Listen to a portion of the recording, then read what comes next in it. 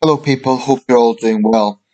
Now, before I get into the main themes of this video, there's a lot going on in the world right now, and any number of these issues could be video worthy. But I am quite busy these days, so I may not get around to it. So I'll just mention them so that they're on, so that I know I have mentioned them because they're important issues. The G7 summit is underway in Germany. This is the first summit to be hosted by the new German Chancellor Olaf Scholz.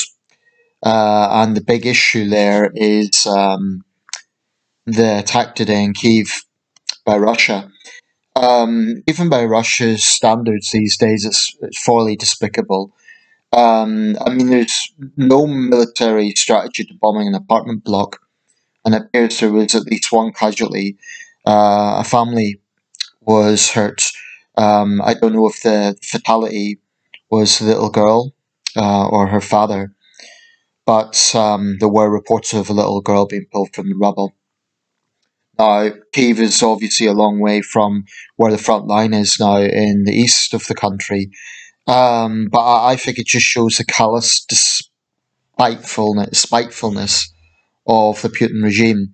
I think it's very, very likely that this is done to coincide with this year's G7 summit in Germany. And it's depraved. To deliberately target civilians just to make a political point, I think is utterly reprehensible. A few days ago, I read that the Nobel Prize laureate Dmitry Muratov, who's a Russian editor and journalist, he has given up his Nobel money because there's prize money that comes with that to help Ukrainian children. That's a stark contrast to Putin and his thugs. So, huge credit to Mr. Muratov.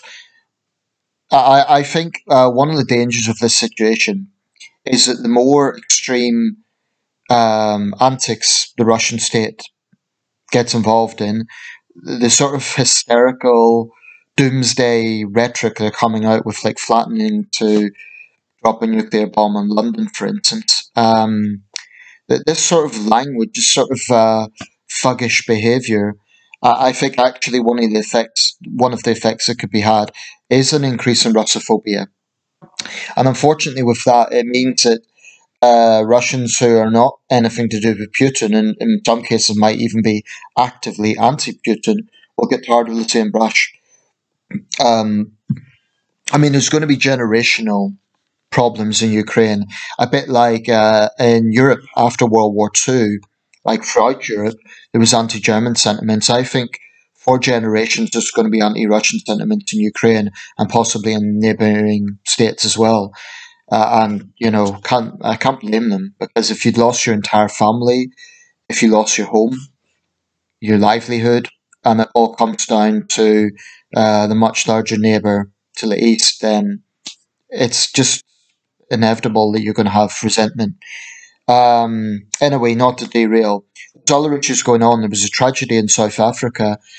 Strange case, 22 young people found dead in a nightclub. But it doesn't look to be an act of violence. There's no evidence of a stampede. It looks like there might have been some sort of gas poisoning. So it's a strange incident, and I hope that gets solved. In Cairo, there was a construction accident. 6 people were killed. This sort of thing happens often in developing countries and in megacities like Cairo, Delhi, Dhaka.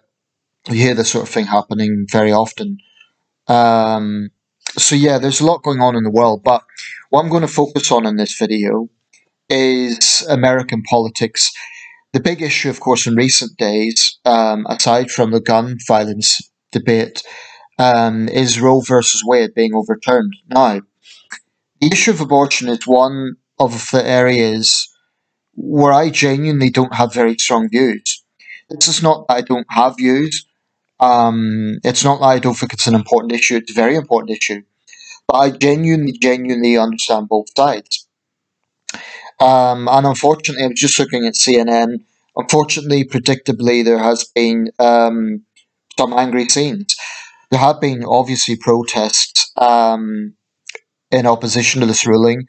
there have been some counter protests in support of the ruling, but in some cases it has led to quite tense scenes. In I think it was Sioux City, Iowa, but I could be wrong about that. Or Cedar Rapids. Yeah, I think it was Cedar Rapids. There was a vehicle incident, and some people surrounded the vehicle. The vehicle was supposedly running over someone. I'm always a bit wary of these sort of things because you never know the full story. I mean, it's either a case of one extremist tried to run someone over, or someone who was on the other side of the fence got surrounded by a mob. I think both possibilities are likely. Another thing that happened recently was the Islamist attack in Oslo, a gay bar, two people killed. This year, of course, marked 50 years of Pride. And, again, I think in Europe we really need to. It's just a reminder of the threat from Islamic extremism. I don't think that it is compatible with liberal democracies.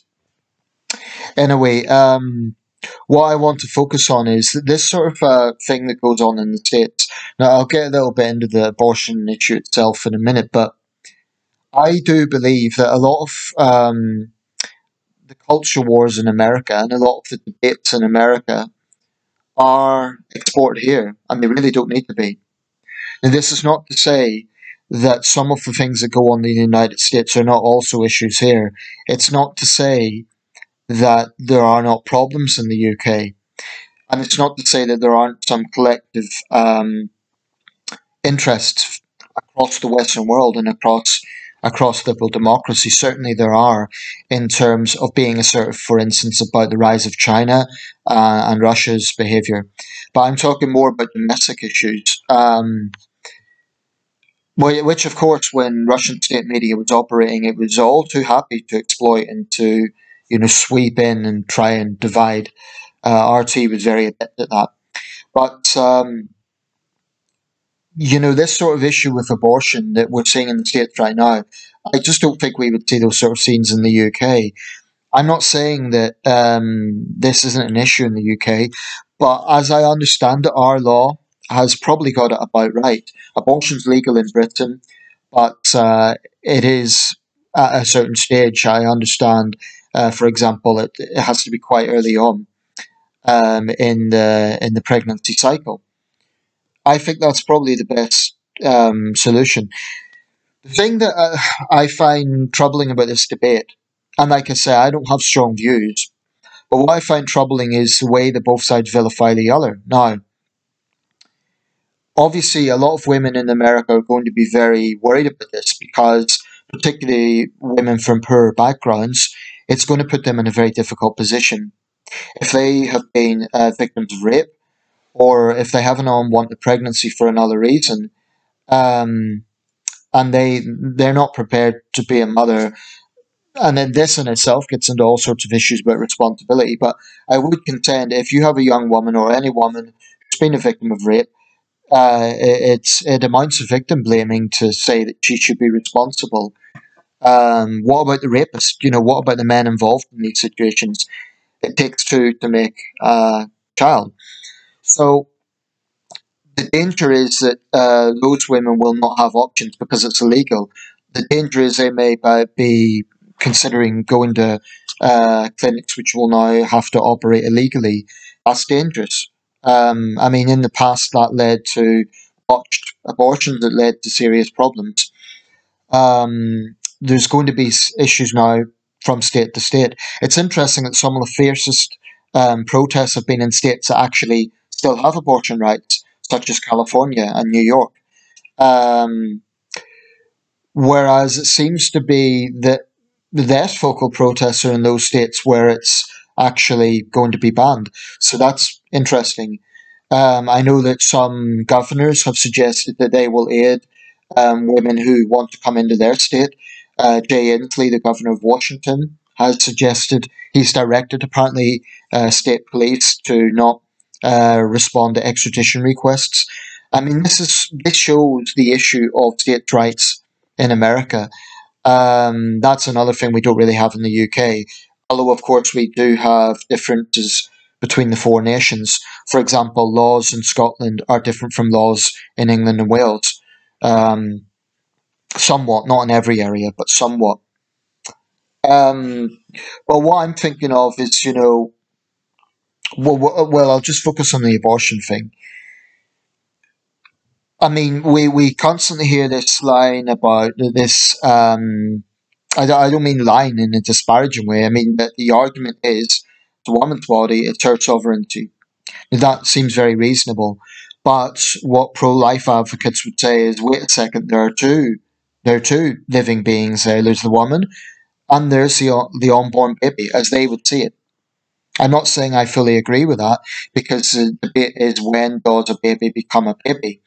I.e., at what point is the organs fully developed enough to be seen as a sentient human being? To me, this is one of the absolute pivotal questions in the abortion debate. When is a human being a human being? That's so vital in this debate. And I think that comes down to science, basically.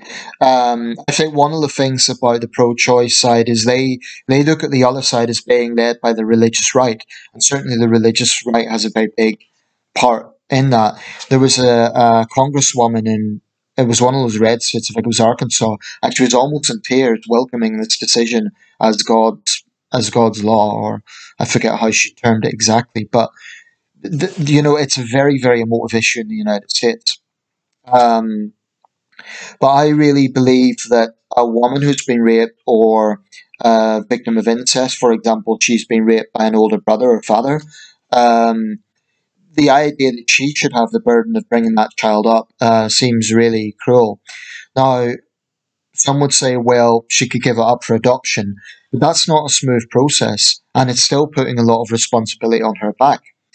Um, so I think that would be an area where I'd be very sympathetic to women who want abortion. But I have a big problem with this argument that a fully developed fetus, that is, where the heart, the lungs, the liver are fully developed, or near fully developed, it's just a bunch of cells. I've seen people describe it that way, a bunch of cells. To me, that's very dismissive. Now, I personally believe life begins at birth, i.e., when the baby is born. But I think when a fetus is fully developed, it is pretty near being a sentient human being. And I don't think that should be just casually dismissed. The other thing is, not every woman who is pregnant has become pregnant because she's a victim. It's a choice. Okay. And if you have someone who basically just sleeps around, and she has been reckless, and so has the man, okay, I'm not being sexist, the man has as well, um, it- then maybe there is a question of responsibility.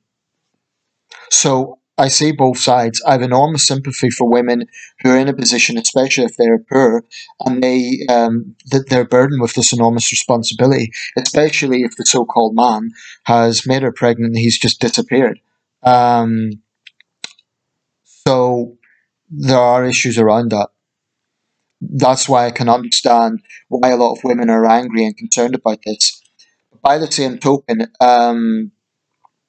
saying it's about misogyny, well, what the other side would say is, well, half of all fetuses are female. And they would say it's actually femicide. They would say the pro-choice people are baby killers, which I don't agree with. But my point is, both sides have very emotionally charged views of the other side. And what the pro-life side would say is, for years, the pro-choice side has had their way, for the last 50 years. Interestingly enough, the woman involved behind Roe v. Wade, I believe her name was Norma, Roe was a pseudonym, Norma McClellan, or I'll just double check that. Because, well, I won't, I'm going to lose the video if I try to open up another page. But interestingly, she came to be on the pro-life side of things later on, and she spoke out against abortion. Then on her deathbed, she done another U-turn and said that she was just used by the pro-life side, so we'll never really know. She passed away in 2017. Meanwhile, the lawyer, Andrew Wade, I believe his name was, who represented the state that she was in, um, he was also involved in the prosecution of Jack Ruby for killing Lee Harvey Oswald. So hence Roe v. Wade. But both people were quite prominent. I mean, Wade was a high-profile lawyer, and it done his, even though he lost, it done his career no harm apparently. But the woman involved in that case herself became part of the pro-life side. Even the terminology of the both camps get is problematic. Pro-choice. Well, that comes down to it's a woman's choice, but then what if there's another sentient being involved, right? Pro-life. Pro-life. Well, one of the big criticisms of the pro-life movement is they're hypocrites, because the very same people often, not always, but often, tend to be very pro-gun, right? So they would be the very same people who would have said after the Uvalde massacre, "Oh, it's a tragedy, but guns are not the problem." In other words, they're putting up barriers to actually saving lives. So there is a fundamental contradiction in their position. They say our whole thing is about pro-life and about protecting the unborn. But then what sort of world are those children coming into if they can't be bothered, or they're putting up barriers to actually protecting children in society today? So I think there is a fundamental hypocrisy there. Also, a lot of them would support the death penalty. That's a bit different because a criminal who murders people is obviously different from a defenseless baby. So it's not quite the same thing. But if your whole thing is pro-life, be consistent about it at least. Um, so yeah, I think both sides have flaws and both sides have points. And it's not many issues I sit on the fence on, but this is one I really do understand both sides. I just think it is unfortunate that it's such a powder keg. I mean, it's inevitable that people will protest. It's inevitable that there are strong opinions on this, and people have a right to protest and express their anger. But it should be done in a responsible way. You know, if anyone sort of decides to threaten judges or attack the other side physically, that helps no one. Helps no one. Um, Another point about this is there is now concerns that the Supreme Court is going to overturn other issues, for example, gay marriage, same-sex marriage. So I can understand other groups now feeling concerned. Maybe if you take it to its extremes, you might even have miscegenation laws brought back, i.e., where there's a ban on mixed marriages. I think that's highly unlikely, but I do see the concern that people have that if, in theory, certain states can bring back old laws going right back to the 1930s. What's to stop them going into other areas? What's to stop some of those states in the south that have really, really backward laws, bring them back? My own feeling is it isn't exactly going to happen because I think societies in those states have changed. For example, I think the South is genuinely much, much less racist than it was in the past. So I don't necessarily think it's going to be a trigger effect in that sense. All these issues are different, they're not all the same thing, but I can understand the concern. But I mentioned my concern and my frustration is that some of these things boil over into the UK. I mean, you have Nicola Sturgeon and Keir Starmer commenting on this. Well, they're entitled to their opinion, but ultimately it is an American issue. And the current British legislation is not particularly controversial. I think most people say it's about right. That's not to say there won't be pro and anti-abortion people in the UK as well, but I just think it's less of an emotive issue here. Guns is not an issue in UK politics, thank goodness, and I don't think it's going to be.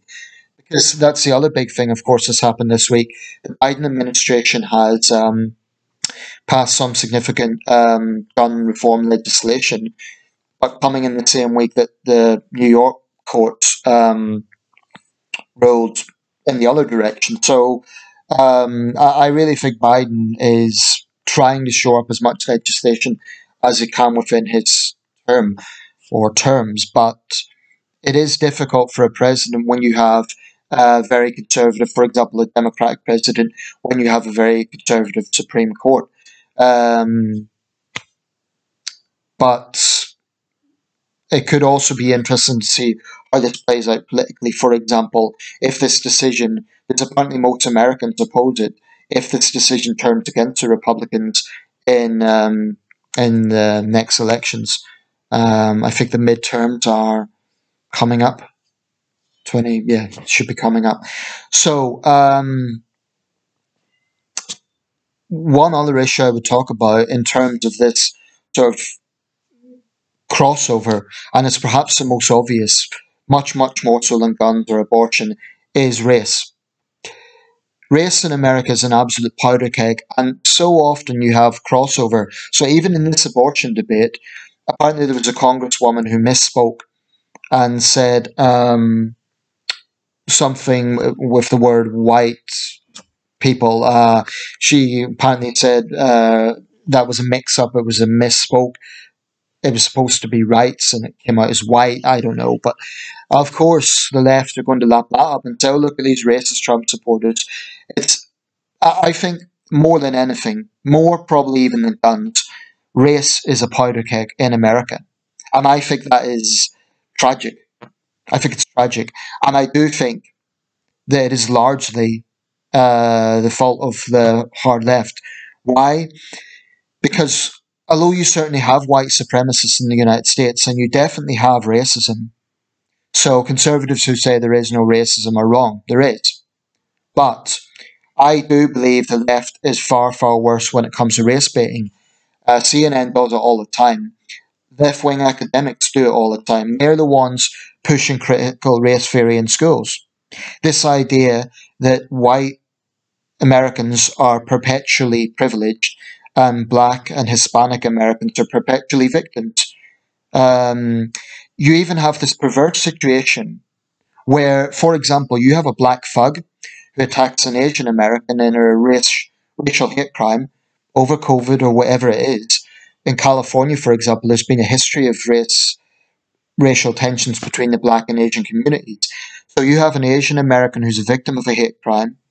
You will actually have left-wing academics saying that the black thug who attacked that person is just it's just a symbolism of whiteness.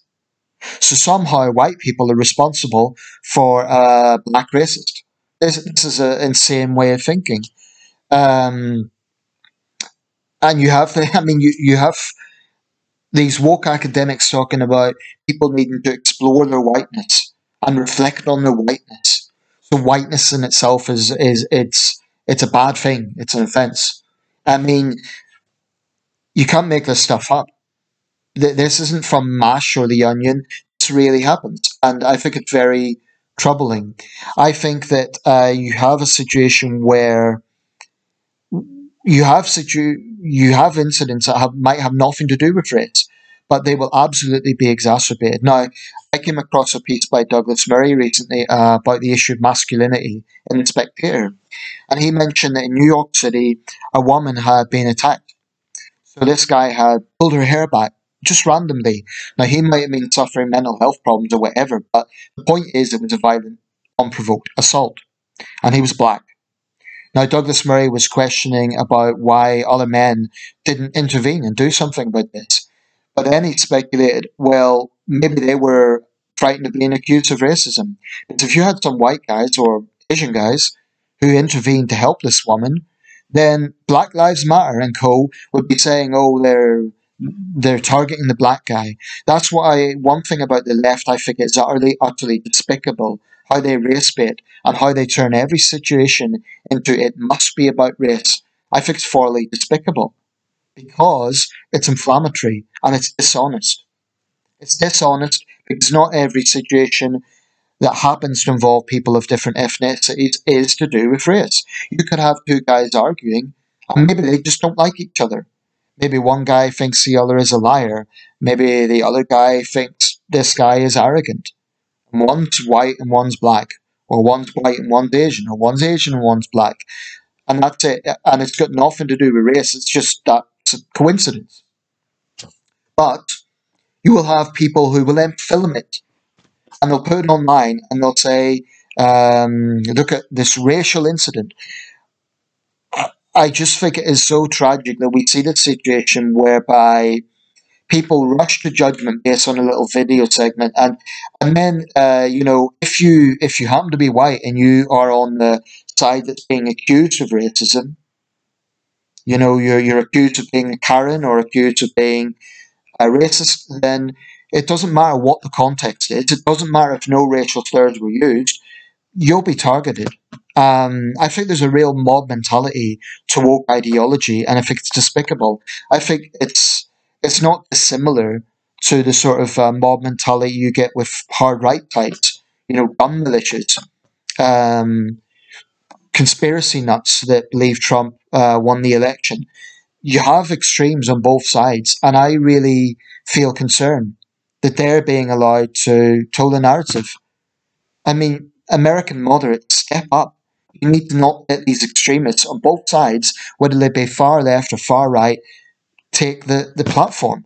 Um, because it's spilling over into this country. We've seen Black Lives Matter in the UK. We've seen this whole thing about decolonizing the curriculum. We've seen this attempt to revise Western history, to shame Western history. You get people like Ash Sarkar in the UK, the activist and columnist, and they are absolutely ruthless. They're absolutely dogged in their determination to shame all things British and all things Western because it must be fundamentally bad and it must be a symbol of whiteness. I find it utterly reprehensible. Um, the people who talk about slavery, in the sense of demanding reparations or constantly talking about the transatlantic slave trade, they ignore some key aspects of this. They ignore the fact that Africans were complicit. They ignore the fact that for most of the 19th century, the Royal Navy actively was involved in anti-slavery operations. They ignore other historic slave trades, like the Barbary slave trade, like the Arab slave trade, and they ignore the fact that slavery in the world today is an endemic problem. Look at situations, for example, in the Gulf states, where migrant laborers from Pakistan, Bangladesh, the Philippines are treated little better than slaves. Why do they have nothing to say about that? Where's the condemnation in Mauritania and Libya and the situation in those countries regarding slavery? Technically, it's illegal, but it goes on. So I find myself very frustrated that the extremes. And yes, I've been talking more about the left in this video, but I don't give the right a free pass. I think their attitude to guns is dogged refusal to see what is obvious. It's pathetic. The abortion debate, like I say, is less focal in the UK, but that's not to say it won't spill over here. There's so many other things that are stateside, particularly around race.